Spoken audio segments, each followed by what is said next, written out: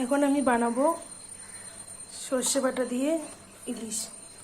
তার জন্য আমি কিছু লঙ্কা কেটে রেখেছি, সর্ষে বাটা, নুন আর হলুদ। প্রথমে সর্ষে বাটাটা বাউলের মধ্যে দিয়ে দিলাম। ওর মধ্যে দেবো নুন।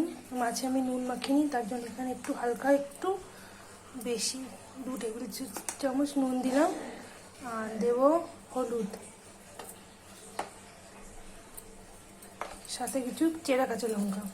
আমি সর্ষে বাটাটার মধ্যে কিছু লঙ্কা দিয়ে মিক্সড করেছিলাম, আর দিয়ে দিলাম কিছু চেরা কাঁচা লঙ্কা। এরপরে দেব সর্ষের তেল।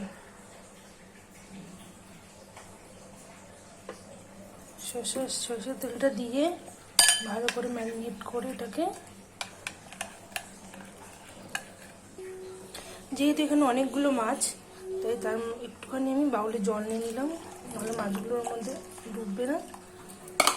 জল দিয়ে মিক্সারটাকে ভালো করে আমি এক এক করে মাছগুলো এখানে ড্রপ করে দেবো।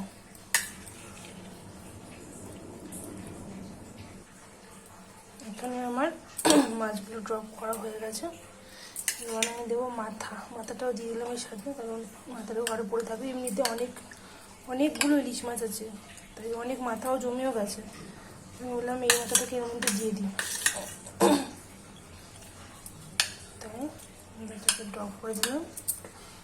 ড্রপ করে এটাকে কিছু সময়ের জন্য